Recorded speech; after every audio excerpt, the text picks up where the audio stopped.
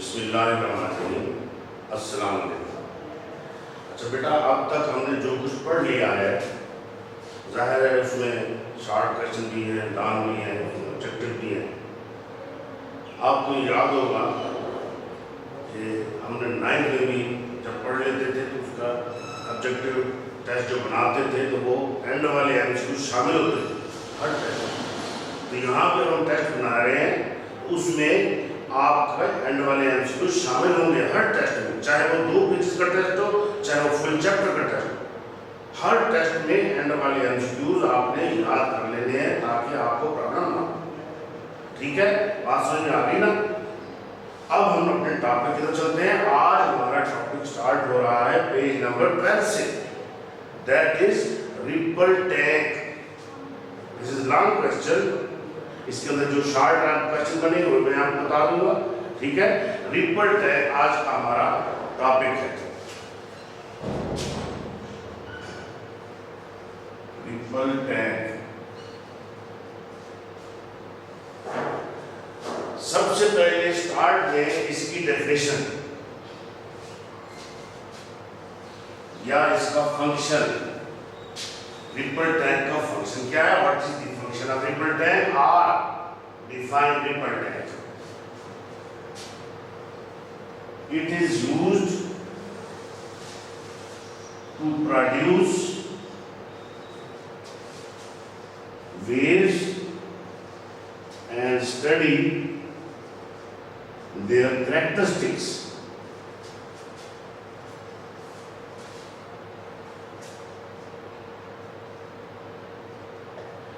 Ripple tank एक तो wave पैदा करता है, दूसरा उसकी मदद से हम उसकी कैरेक्टरिस्टिक्स को स्टडी करते हैं। रिपल टैग होता कैसे है?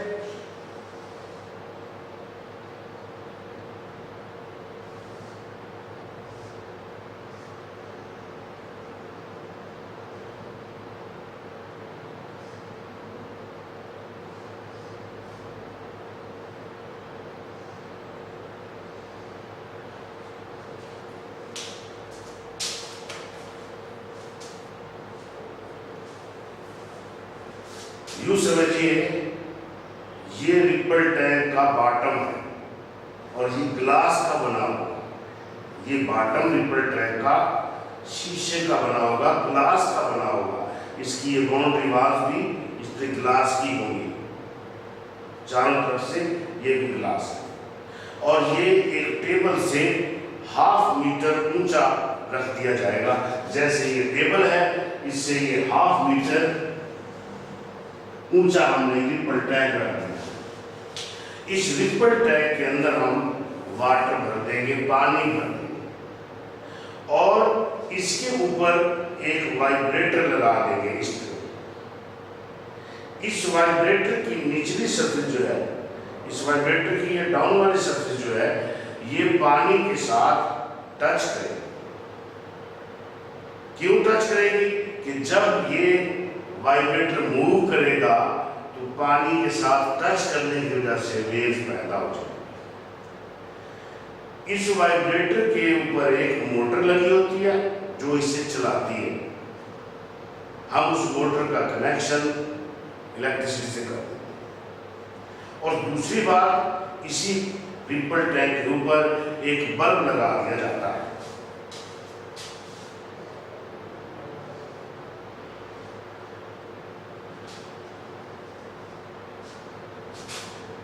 इस पे एक मोटर लगी होती है, इलेक्ट्रिक मोटर, जिसका कनेक्शन हम बैटरी से कर देते हैं।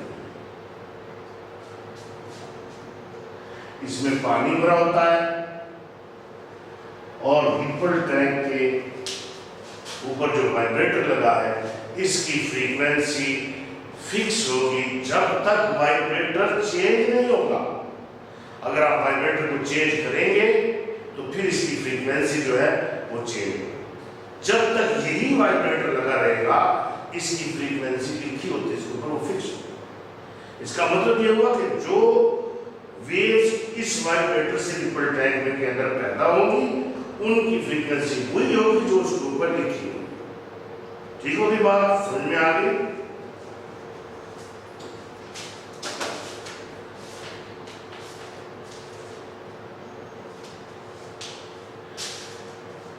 ये जो टेबल है और इस रिपल टैंक की इस बॉटम सरफेस जो है इसकी ग्लास बॉटम, इसके नीचे हमने स्क्रीन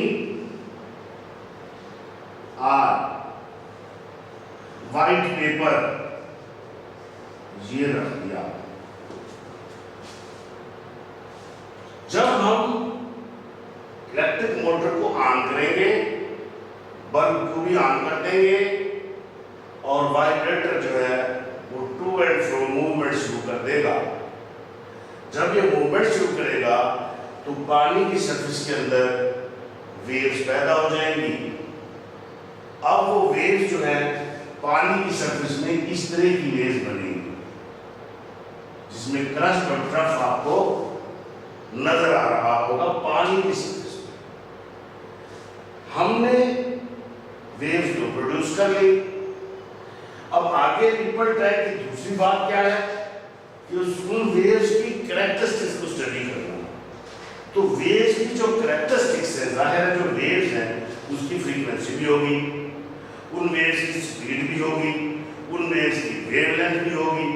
तो फ्रीक्वेंसी तो हमें मिल गई कि वाइब्रेटर के ऊपर लिखी हुई है, वो तो हमें जरूरत नहीं निकालनी, लेकिन हमें स्पीड तो मालूम नहीं है, इन वेव्स की स्पीड क्या है या इन वेव्स का वेवलेंथ। तो उसके लिए हमने ये स्क्रीन या व्हाइट पेपर रख दिया है। इस व्हाइट पेपर पे हमें इस तरह की प्लेन वेव्स मिलेंगी। इस व्हाइट पेपर पे हमें इस तरह की प्लेन वेव्स मिलेगी। इन प्लेन वेव्स के अंदर ये जो लाइन वाला पोर्शन है ये डार्क पोर्शन होगा, आगे फिर ब्राइट पोर्शन आ जाएगा, फिर डार्क, फिर ब्राइट, फिर डार्क, फिर ब्राइट। ये हमें इस तरह यहाँ स्क्रीन के ऊपर ये प्लेन वेव्स इस शक्ल की यहाँ पे नजर आएगी। इसमें ये जो डार्क लाइन होगी इसे हम कहेंगे ट्रफ, और ये ब्राइट जो गैप नजर आएगा हमें इसे हम कहेंगे क्रस्ट। जैसे यहाँ पे ये ऊपर वाला क्रस्ट, नीचे वाला ट्रफ, तो यहाँ पे ये ट्रफ और ये क्रस्ट। अब इस क्रस्ट और ट्रफ के दरमियान जितना डिस्टेंस होगा उसे हम कहेंगे wavelength.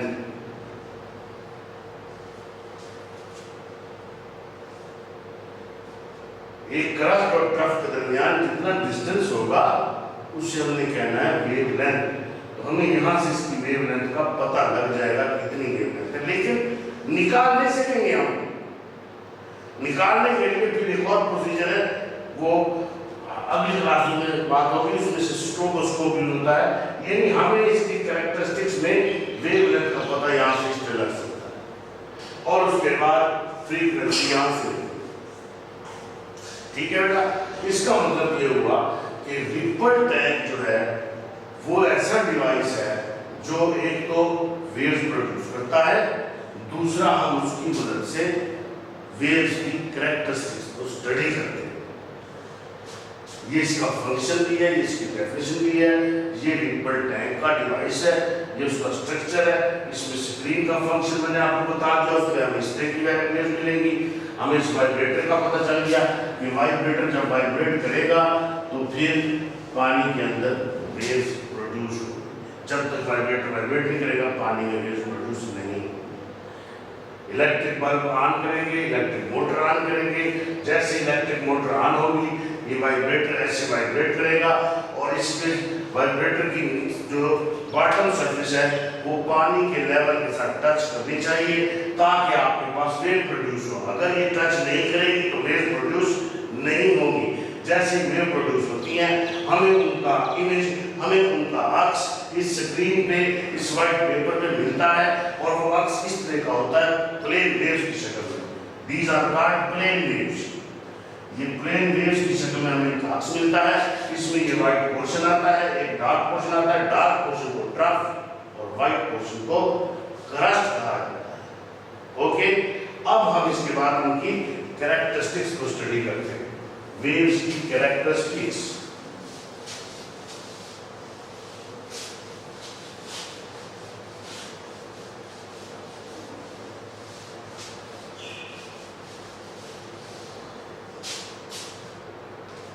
Characteristics of wave.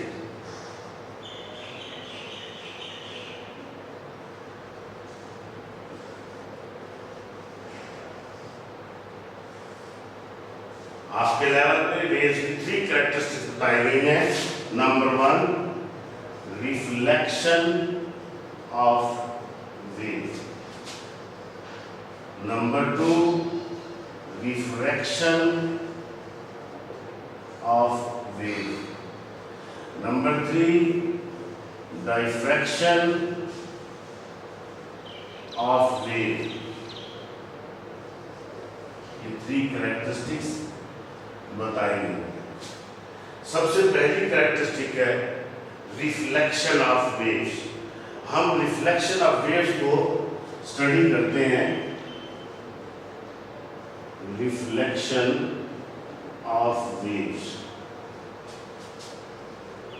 Reflection of waves को स्टडी करने के लिए बेटा हमें रिफ्लेक्शन ऑफ लाइट का फिनोमेना उसे थोड़ा सा पहले देखना पड़ेगा। वो क्या है? ये हमारे पास एक मिरर है,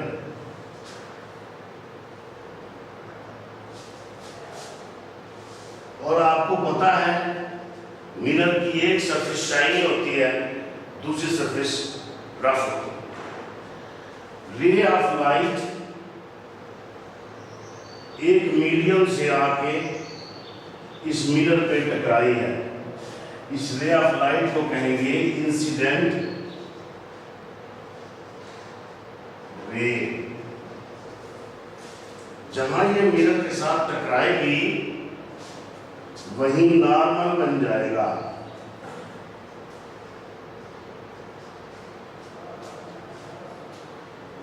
और फिर ये टकरा के रे ऑफ लाइट उसी मीडियम में वापस चली जाएगी। यानी ये एयर से आ रही है, मिरर के अंदर एंटर नहीं हुई। मिरर हमारा सेकंड मीडियम है, एयर हमारा फर्स्ट मीडियम है। एयर में से आई है इंसिडेंट रे और सेकंड मीडियम से आके टकराई है और फिर एयर में ही वापस चली गई है। लेकिन किस तरह गई है, ये बड़ी अहम बात है। किस तरह गई है?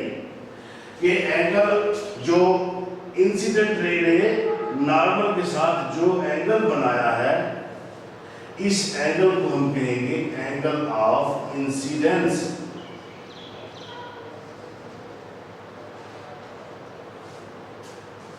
इंसिडेंट रे ने नॉर्मल के साथ जो एंगल बनाया है, ये जो रे है रिफ्लेक्टेड रे, ये भी नॉर्मल के साथ एक एंगल बनाती है जिसका नाम है angle of reflection. Incident ray ने बनाया एंगल नॉर्मल के साथ, उसका नाम है angle of incidence. Reflected ray ने बनाया नॉर्मल के साथ जो एंगल, उसका नाम है एंगल ऑफ रिफ्लेक्शन। अब जो सबसे बड़ी अहम पॉइंट है यहाँ पे रिफ्लेक्शन के फिनोमेना में, जहां कहीं रिफ्लेक्शन होगी वहां angle of incidence will be equal to angle of reflection. Angle of incidence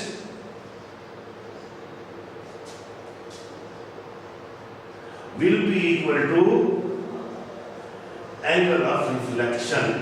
अगर ये बात नहीं होगी, ये दोनों एंगल इक्वल नहीं होंगे, तो फिर हमारी एंगल रिफ्लेक्शन का फिनोमेना जो है वो 100% ओके नहीं।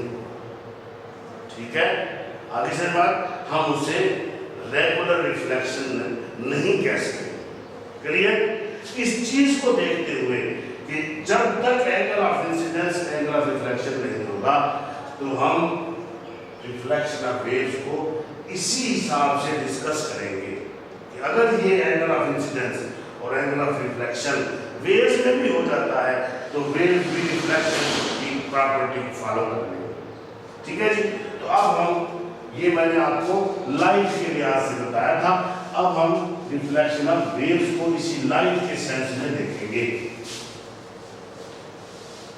मैंने आपको अभी बताया कि रिपल टैंक से ये प्लेन वेव्स पैदा हो, तो ये वेव्स आ रही है, ये प्लेन वेव्स मूव करती हुई आ रही है,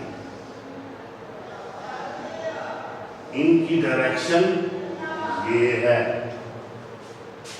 ये ऐसे मूव करती हुई आ रही है। हमने इनके रास्ते में एक ऊंचा बैरियर रख दिया, रुकावट रख दी, ऊंचा बैरियर रख दिया। जैसे ये रिपल टैंक है, हमने किसी एंगल पे रिपल टैंक में जितना वाटर मौजूद है, उस वाटर के लेवल से ऊंचा ये बैरियर रख दिया। ठीक है जी। ये बैरियर इन वेव्स के लिहाज से किसी एंगल पे मौजूद है। जब हमने ये बैरियर रख दिया तो फिर क्या होगा, ये वेव्स आएंगी और यहां आके टकराएंगी। ये जब यहां टकराएंगी तो जहां टकराती है वही नॉर्मल बनता है। दिस इज नॉर्मल, जिस पॉइंट पे टकराती है वहीं से नॉर्मल बनता है। ये आने वाली वे है, इसका नाम है इंसिडेंट वेव। इंसिडेंट वेव ये जब यहां टकराएगी नॉर्मल के साथ, तो नॉर्मल के साथ कोई ना कोई एंगल ऑफ इंसिडेंस बना लेगी, एंगल ऑफ इंसिडेंस। जाहिर है अभी हमने देखा था कि वो टकरा के उसी मीडियम में वापस चलेगी थी रे ऑफ लाइट, तो यहाँ भी वेव जब यहाँ टकराएगी तो फिर इसी मीडियम में वापस चली जाएगी। जब इसमें वापस जाएगी तो ये एंगल ऑफ रिफ्लेक्शन बन जाएगा नॉर्मल के साथ। दिस इज रिफ्लेक्टेड रे या रिफ्लेक्टेड वेव, और ये एंगल ऑफ रिफ्लेक्शन। चूंकि ये एंगल ऑफ इंसिडेंस और ये एंगल ऑफ रिफ्लेक्शन दोनों इक्वल हैं, तो फिर हमें रिफ्लेक्शन ऑफ वेव का फिनोमेना क्लियरली मिलेगा। जब तक ये दोनों इक्वल नहीं होंगे angle, reflection of wave regular नहीं हो सकती। अब डेफिनेशन क्या बनी रिफ्लेक्शन ऑफ वेव की? When waves from one medium falls on the surface of another medium, they bounce back in the same medium. When waves from one medium falls on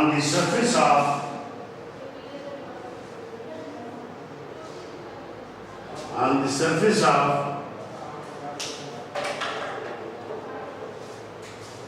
another medium,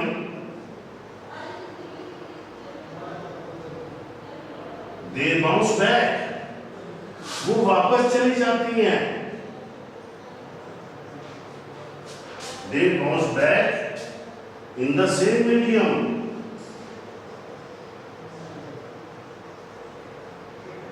Such that, कैसे, किस तरह bounce back हो जाती है? Such that angle of incidence is equal to angle of reflection. ये हमारा reflection of wave का phenomena होगा, ये डेफिनेशन। और वो जो मैंने आपको समझाया कि ये प्लेन वेव्स आ रही हैं, ये हमने एक बैरियर रख दिया इनके रास्ते में, बैरियर या ऑब्स्टेकल। इस तरह ये वाटर लेवल से ऊंचा हो जब वेव्स आएंगी, और ये किसी एंगल पे रखा जाएगा वाटर वेव्स के साथ। जब वेव्स आएंगी इससे टकराएंगी तो टकरा के किसी डायरेक्शन में चली जाएंगी, लेकिन इस तरह जाएंगी कि angle of incidence angle of reflection के बराबर। अब दूसरी प्रॉपर्टी है, दूसरी कैरेक्टरिस्टिक है रिफ्रैक्शन ऑफ वेव।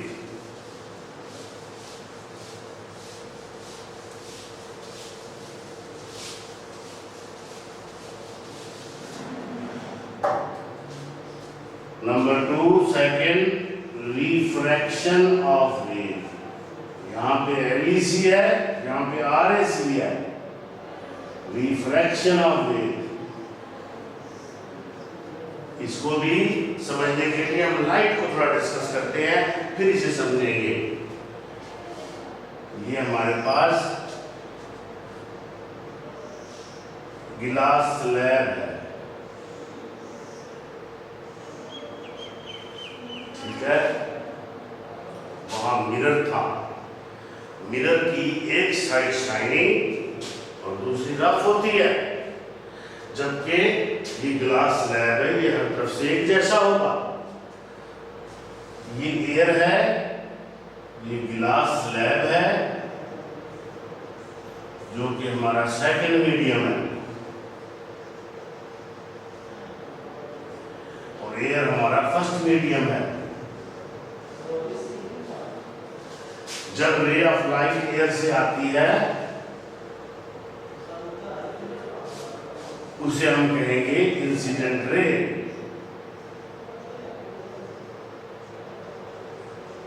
जहां टकराएगी वहीं नॉर्मल बन जाएगा। नॉर्मल के साथ जो ये रे ऑफ लाइट एंगल बनाएगी उसे हम कहेंगे एंगल ऑफ इंसिडेंस।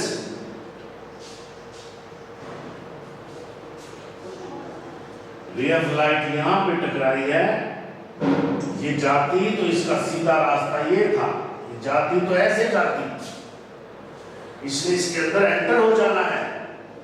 ये रे ऑफ लाइट जाती तो ये ऐसे जाती, लेकिन ये अपना रास्ता बदल लेती है और ये इस डायरेक्शन में चली जाती है। इट चेंजेस इट्स पाथ और इसका एंगल रिफ्लेक्शन का ये बन जाता है।